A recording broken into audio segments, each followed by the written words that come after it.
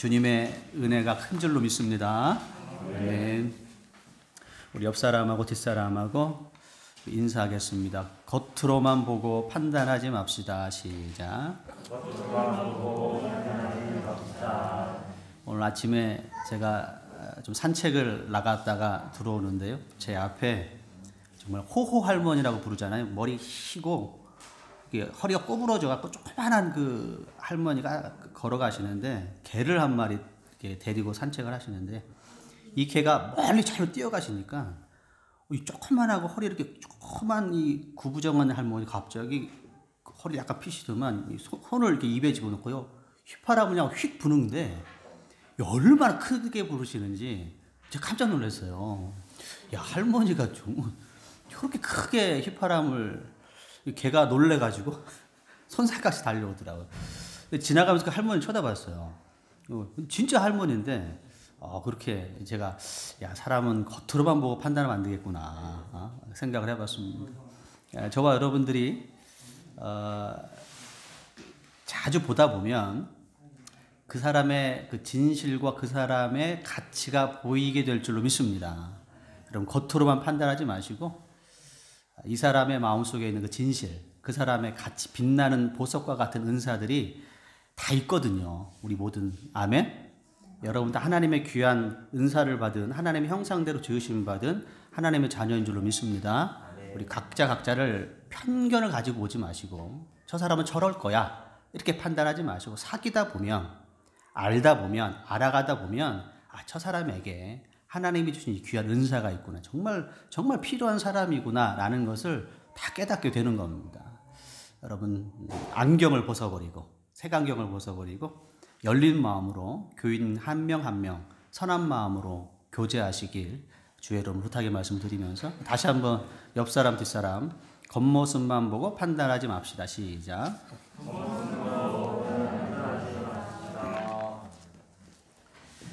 오늘 본문의 13절이 이렇게 시작합니다. 용이 자기가 땅으로 내쫓긴 것을 보고 남자를 낳은 여자를 박해하는지라.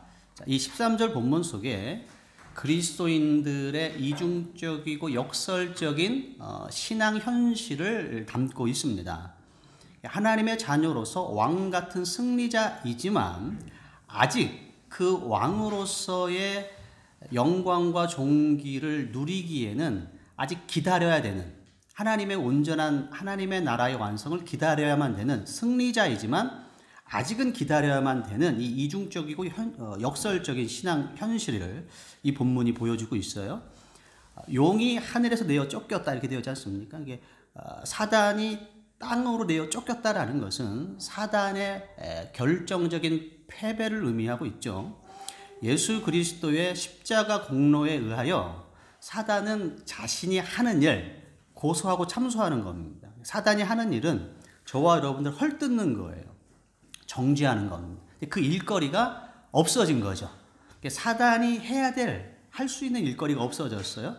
사단의 결정적인 패배입니다. 저와 여러분들은 승리자가 되는 겁니다. 자, 그러나 아직 최후의 사단의 발악이 남아 있다는 데에 어려움이 있는 것이죠. 자기가 땅으로 내쫓긴 것을 보고입니다. 남자를 낳은 여자를 박해하는지라. 사단은 자기 운명을 알고 있어요. 자기가 얼마나 하나님의 그 진노의 심판을 받아서 영원한 불못에서 영원토록 고통받을 자기 비극적인 결말과 운명을 너무 잘 알고 그래서 내쫓긴 것을 보고입니다. 최후의 발악에는 박해하는지라. 그리스도인들의 삶에 이 부분이 어려운 겁니다. 이 지점이 하나님의 자녀라고 부르는데 교회를 와서 승리와 자유를 찬양하지만 아직 박해하는 자가 존재하고 있다는 사실에 신앙의 어려움이 있는 것이죠. 자, 오늘 그래서 이 사단의 최후의 발악이 어떤 형태로 우리의 삶 가운데 다가오며 이 사단의 이 박해가 궁극적으로 어디를 노리고 있는지라는 이 부분에 대해서 좀 말씀을 찾아보면서 좀 생각해 보려고 합니다. 자, 먼저 요한일서 5장을 먼저 가시겠습니다. 요한계시록 바로 다음이죠. 요한계시록 유다서, 자, 요한일서입니다. 요한일서 5장 18절.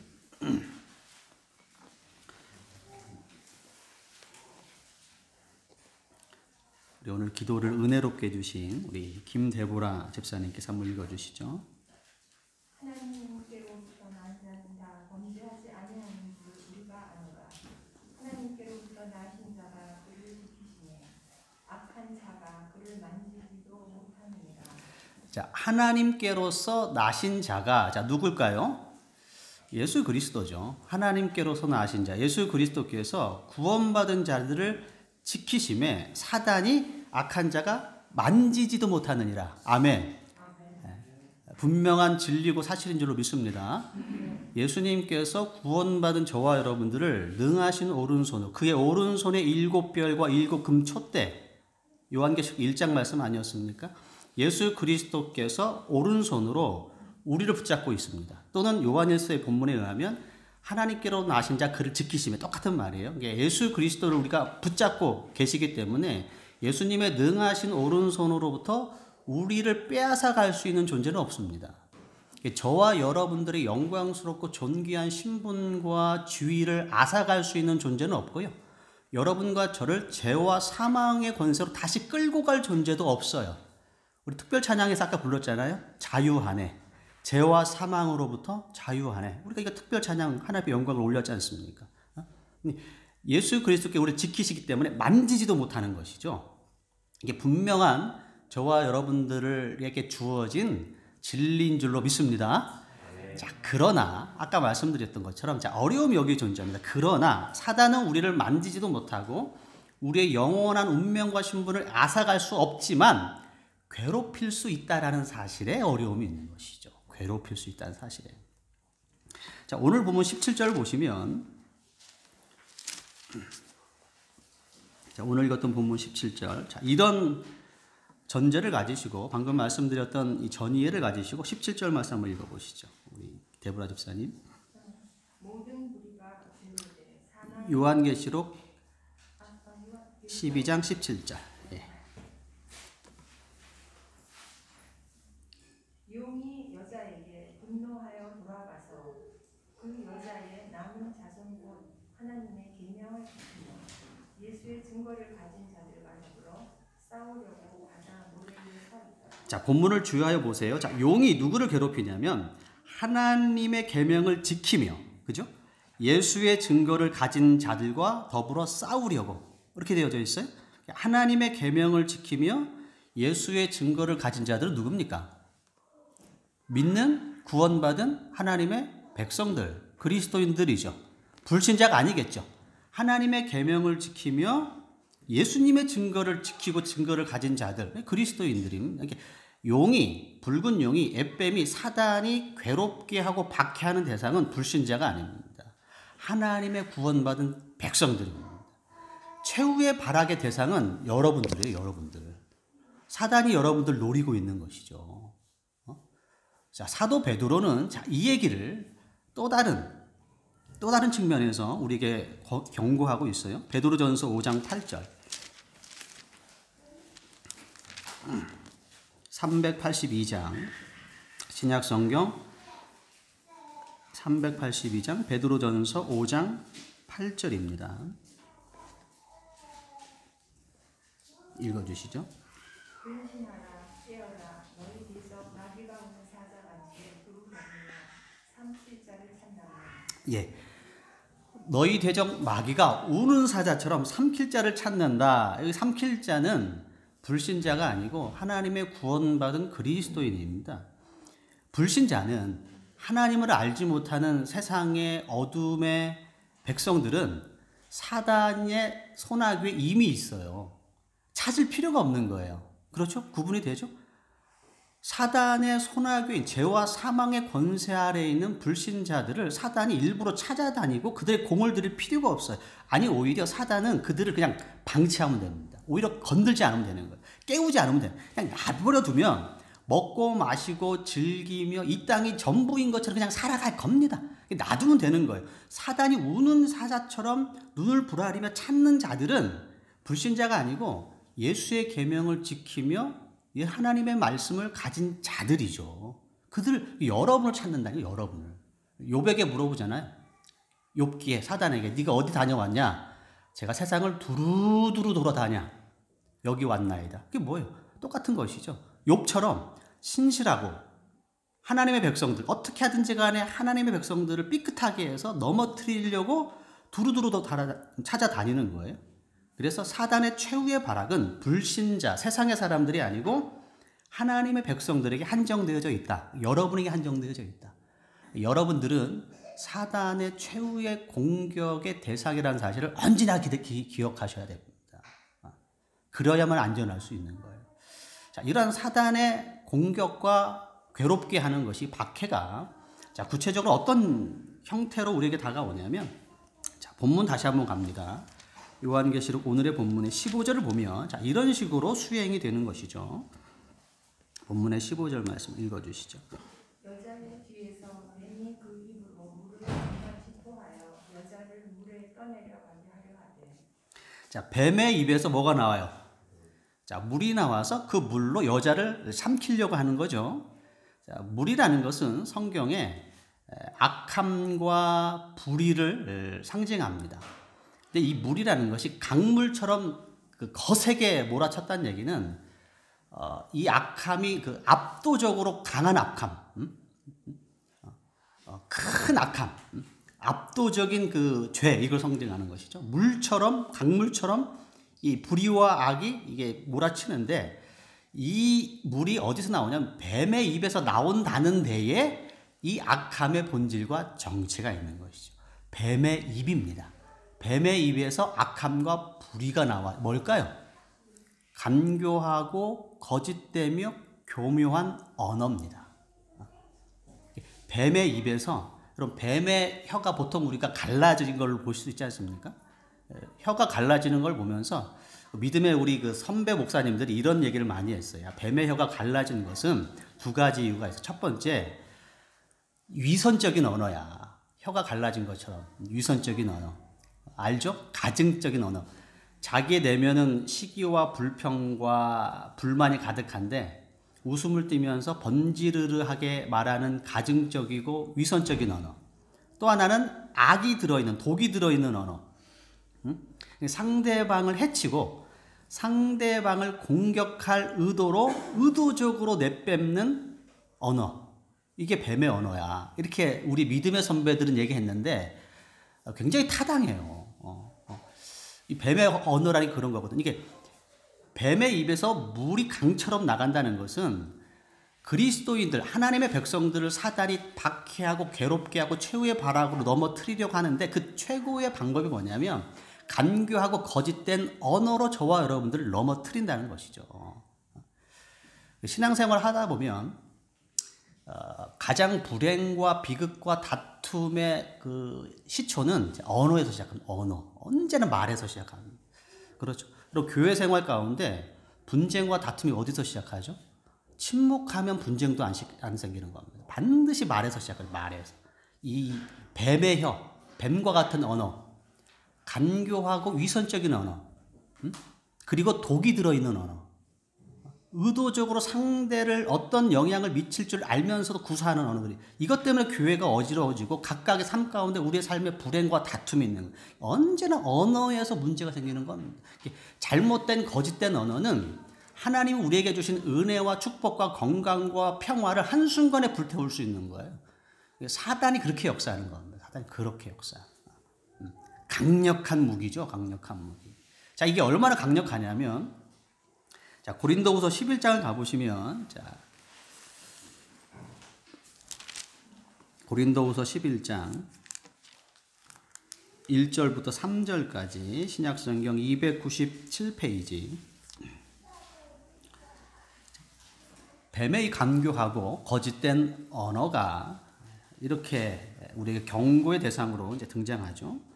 요 고린도후서 11장 1절부터 3절까지 읽어주시죠.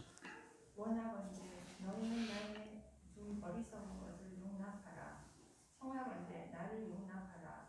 내가 하나님의 열심으로 너희를 위하여 열심을 내노니 내가 너희를 정결한 처녀로 한 남편이 그리스도께 드리려고 중매하노로다. 그러나 나는 뱀이 그 관계로 하와를 미혹한 것 같이 너희 마음이 그리스도를 향하는 진실함과 깨끗함에서 떠나 부패할까 두려워하노라. 자, 뱀이 그 관계로 이렇게 되어져 있죠. 자, 뱀의 관계는 뭡니까? 뱀이 그 관계로 하와를 먹는 것 같이 미혹한 것 같이. 뱀의 이 관계하고 거짓된 이 언어, 이게 뱀의 관계 아닙니까? 이 관계는 미혹하는 겁니다. 미혹. 이 미혹이라는 건 뭐냐면 정신을 그 헷갈리게 해서 갈팡질팡하게 헤매게 하는 거. 이게 미혹이죠. 아시죠? 헷갈려. 어떻게 해야 될지 몰라요. 갈팡질팡. 여기 가야 될지 저기 가야 될지, 이거를 선택해야 될지 저거를 선택해야 될지, 이걸 붙잡아야 될지 저걸, 헷갈려서 갈팡 어떻게 할 줄 모르는 거. 이걸 미혹이라고 부르는 거예요. 이 미혹이라고. 요한계시록 우리가 읽었던 12장 9절에 보면, 자, 에뱀, 사단, 에뱀은 곧 온 천하를 꿰는 자다 이렇게 되어져 있어요. 사단과 에뱀과 마귀는 동일 인물입니다. 사단과 마귀는 같은 언어고 동일 인물이에요. 귀신들은 사단을 쫓는 그 타락한 천사들의 무리니까 다수, 마귀는 하나, 사탄도 하나, 동일이에요.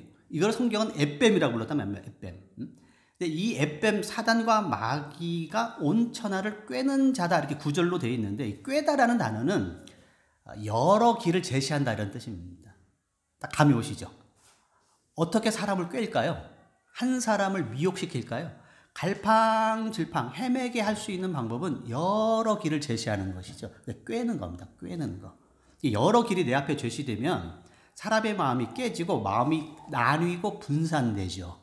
그러면 갈팡질팡 되는 겁니다. 그게 바로 미혹입니다. 그렇게 돼서 갈팡질팡 진리를 놓쳐버리면 그래서 부패하게 되는 것이죠. 뱀이 그 관계로 하와를 미혹한 것 같이 이렇게 되는 것이죠. 너희 마음이 그리스도를 향한 진실함과 깨끗함에서 떠나 부패할까 함이라. 아멘? 자, 이렇게 나가게 되는 겁니다. 가장 대표적인 이 미혹이 행해졌던 곳이, 자, 읽었던, 자, 에덴 동산이죠. 하와를 미혹한 것 같이. 에덴 동산의 사건 아닙니까? 뱀이 아담과 하와에게 찾아왔죠. 그리고 그에게 미혹을 행합니다. 야, 바보처럼 어떻게 너 하나님을 섬기는 그 길이 어떻게 하나뿐이겠냐? 어떻게 그것만 고집하냐? 너 다른 길로 좀 해봐. 그 길이 네가 안 해봐서 그렇지 그 길이 정말 판타스틱해. 너무 멋지고 아름답고 해볼만해. 다른 길도 있어. 내가 네 친구니까 너에게 말해주는 거야. 이 길로만 가지 말고 저 길로도 한번 가보지 않겠냐? 사단이 아담과 하와에게 한 일은 다른 게 아니에요. 다른 길을 제시할 뿐입니다. 잡아 끈 게 아니란 말이죠. 목을 잡아 끌어서 너 이게 아니. 다른 길을 은근슬쩍 제시하는 거야. 야, 그 길만 있는 게 아니야. 또 이 길도 있어. 근데 이 길이 네가 안 가봐서 그렇지 정말 괜찮은 길이야. 지혜로운 길이야. 한번 해보지 않겠냐? 딱 다른 길을 제시하니까 이 아담과 하와의 마음에 미혹이 왔어요. 갈팡질팡해진단 말이죠. 먹음직도 하고 보암직도 하고 지혜롭게 할 만큼 탐스럽기도 한지라. 자, 벌써 미혹이 온 거죠. 다른 길이 제시되기 전에는 선악과를 바라보지도 않았어요. 하나님을 향한 마음으로 순수한 마음이 있었는데 다른 길이 제시되니까 벌써 변화가 왔잖아요. 먹음직도 하고 보암직도 해요. 이걸 미혹이다 이렇게 부르는 겁니다. 사단이 그렇게 우리를 넘어뜨리게 되는 것이죠. 여러분 가운데 혹시 로또를 하시는 분이 있는지 모르겠어요. 자, 로또를 어떤 보고에 의하면 로또에 당첨된 사람들의 90% 이상이 수년 내에 불행해졌다라는 내용이 있습니다. 큰 돈이 들어오면 마음이 나뉘게 되죠. 마음이 나뉘게. 가난했지만 성실했을 때 누추한 잠자리도 감사가 되고, 거친 음식도 가족들끼리 오붓하게 먹는 그 거친 음식이 맛있고 감사가 되고, 조강지처 어려움을 함께 했던 그 안에 진짜 어려웠던 시절, 힘들었던 시절을 나와 함께 하시며 나에게 힘을 줬던 이 조강지처 아내가 미안해요. 그렇잖아요. 못 먹이고 못 입히고 남들 못해주고 미안한 이게 조강지처라고 부르는 거 아니에요. 이 아내가 너무 미안하고 사랑스럽고 애법해. 그런데 큰 돈이 들어와서 어느 날 할 수 있는 가능성들이 많아졌거든요. 여러 길들이 제시되어져 있고 할 수 있거든요. 그래서 직장을 그만두죠. 집을 바꿉니다. 차를 바꿉니다. 가장 마지막에 아내를 바꿉니다. 돈이 없을 때는 조강지처가 예뻐 보이는데 돈이 생기고 여유가 있어 보니까 자기 아내가 가장 후줄그레 보여. 자기가 안 해줬으니까 그렇지. 근데 다른 길이 보이기 시작한다는 것이죠. 다 바꿔버리는 거예요. 그렇게 해서 행복해진 사람은 어디 있습니까? 그래서 90% 이상이 큰 돈이 들어오면 다 망해버렸다는 거예요. 물질적인 풍요가 잘못은 아니죠. 저는 여러분들이 하나님의 은혜 가운데 하나님의 보호하심 가운데 물권과 하나님이 주신 재물을 누리는 복이 임하게 되기를 바랍니다. 이 물질적인 복은 풍요는 죄가 잘못이 아니에요. 자, 그런데 마음을 지킬 수 있는 실력이 없으며 여러 가능성들과 여러 길들이 내 앞에 제시가 됐을 때에 순수하고 진실했던 그 어려웠던 시절을 지킬 수 있는 실력이 없으면 그 물질이 불행의 열매가 되는 거예요. 신앙도 마찬가지입니다. 신앙생활. 하나님을 섬기는 거 다 똑같아요. 어렵고 힘들었을 때는 하나님을 사랑하고 귀하게 여깁니다. 그런 분들 많이 봤어요. 정말 병들었을 때, 정말 가난했을 때, 힘들었을 때 하나님만 부를 수 있는 거, 하나님의 이름만 부르는 거예요. 그런데 그 어려움이 사라졌어요. 건강해졌어요. 여유로워졌어요.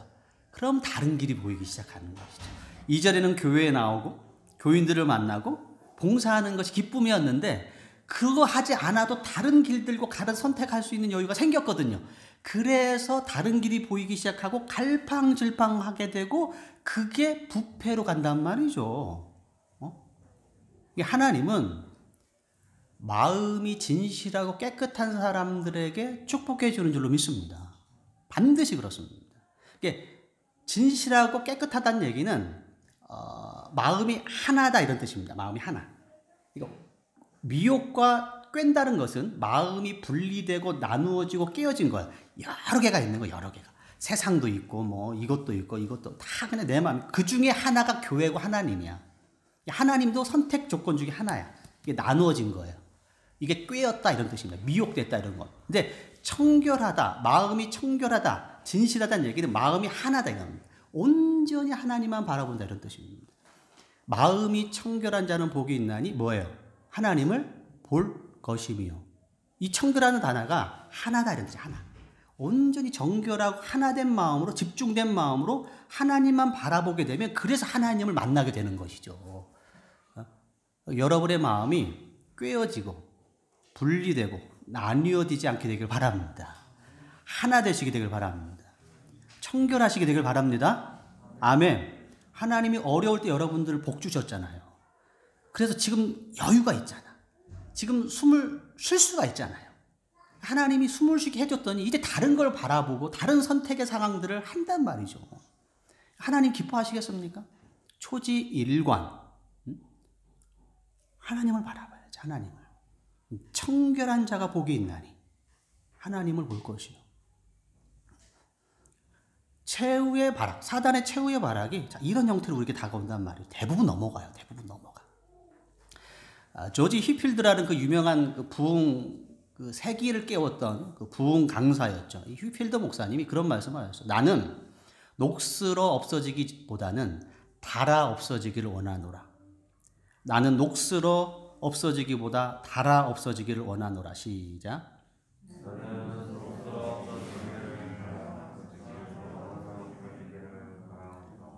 마스크를 썼다고 웅얼웅얼 대충 하시는 건 녹슬어 없어지기보다 달아 없어지길 원하노라.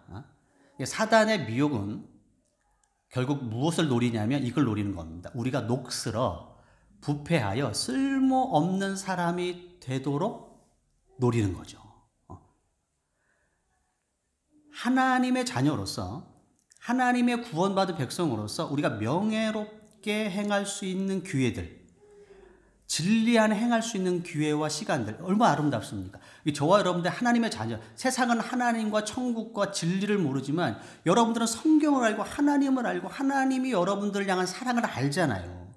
이 믿음 안에서 행할 수 있는 기회들, 이 땅의 삶 아닙니까? 명예로워질 수 있는 기회들, 좀 더 사랑할 수 있는 기회, 좀 더 용서할 수 있는 기회, 좀 더 화합할 수 있는 기회, 내 욕심과 내 이기심을 내려놓고 자존심을 내려놓고 하나님의 영광을 위해서 헌신할 수 있는 이 명예로운 기회들을 사단은 녹슬어 못 쓰게 하는 데 초점이 있는 거예요. 그래서 미혹하는 겁니다. 사단은 아까 말씀드렸던 것처럼 서론에서 절대 여러분들의 손을 댈 수 없어요. 다시 말하면 여러분들의 존귀하고 위대한 지위와 신분과 하나님의 백성이며 죄와 사망의 권세로 끌어갈 수가 없어요. 할렐루야죠? 아멘이시죠? 그거는 손댈 수 없다니까. 그러나 이건 할 수 있는 것이죠. 여러분이 하나님의 자녀로서 명예롭고 거룩하게 살아갈 수 있는 시간과 기회를 소비시킬 수 있는 것이죠. 꿰어서 여러 길을 여러분 앞에 제시함으로 인하여서 여러분의 인생 가운데 여러분의 믿음을 발휘하지 못하고 평생을 헤매다가 끝나게 할 수 있는 겁니다. 야, 놀라운 겁니다. 무서운 거죠. 그래서 믿음의 사람들, 성령 충만한 사람은 이런 고백을 하는 거예요. 내가 녹슬어 없어지기보다 달아 없어지기를 원하노라. 할렐루야? 왜 이런 얘기 한 줄 아시겠죠? 자기 육신을 쓰는 거예요. 시간을 쓰고 물질을 쓰고 건강을 쓰고 나의 지혜를 쓰고 은사를 다 써버리는 것이지 하나님을 향하여서. 그게 명예죠, 명예. 그게 명예인 겁니다. 아껴서. 제가 목회 경험상 하나님을 섬겼던 사람들이 100% 신앙을 잃어버린 경우는 없어요. 그런 사람 없어요. 그런데 항상 머리와 생각으로만 주일 성수, 물질 봉사, 헌신, 머리와 상상으로만 하여 그러면서 시간과 기회를 허비하면서 일생을 보내는 사람들은 많이 봤습니다. 놀라운 미혹입니다. 자기는 하나님을 잘 섬기고 있다고 생각. 언제나 머리와 상상 속으로는 봉사, 헌금, 섬김 다 해요. 근데 오늘은 안 해. 하나님 기회 주시며 내가 다른 기회에 저의 환경을 변화시켜 주시며 제 형편이 좋아지면 제 건강해지면 제가 이 문제가 해결되면 그 다음에 할게요. 그러면서 온 시간과 기회를 허비시키는 사단 절대 여러분 놓지 않습니다. 사단 그렇게 만만한 존재가 아니죠. 지금 헌신하지 않으면 지금 하나님 앞에 드리지 않으면 내일은 없는 거예요. 내일 일은 내일이 염려할 것이요. 주님 그렇게 말씀하셨잖아요. 왜 그런 말씀하셨을까요? 여기에 있는 거 여기에. 오늘 여러분들이 여러분의 시간과 기회를 하나님 앞에 드리지 않으면 내일은 없는 겁니다. 내일은 내일이 염려할 것이요. 한날의 수고함으로 족하니라. 그날만 수고하세요. 그날만. 오늘 주어진 시간만 수고하세요. 내일은 또 내일 하나님의 은혜대로 수고하면 되는 겁니다. 사단의 미혹을 깨는 방법인 겁니다. 사랑하는 성도 여러분, 자, 오늘 당회입니다. 공교롭게도 이 말씀과 당회가 연결되어 있어요. 당회는 뭡니까? 한 해 동안 그 교회, 한 교회의 목회와 프로그램과 헌신과 모든 것들을 결산하고 보고하고 내년 것을 인준하고 계획하는 시간이잖아요. 당회 때 그냥 이렇게 했구나 이렇게만 보지 마시고 내가 이 한 해 때 이 결산과 이 보고 안에 내가 얼만큼 헌신했을까? 내가 얼만큼 여기에 기여했을까? 스스로가 돌아보세요. 스스로가.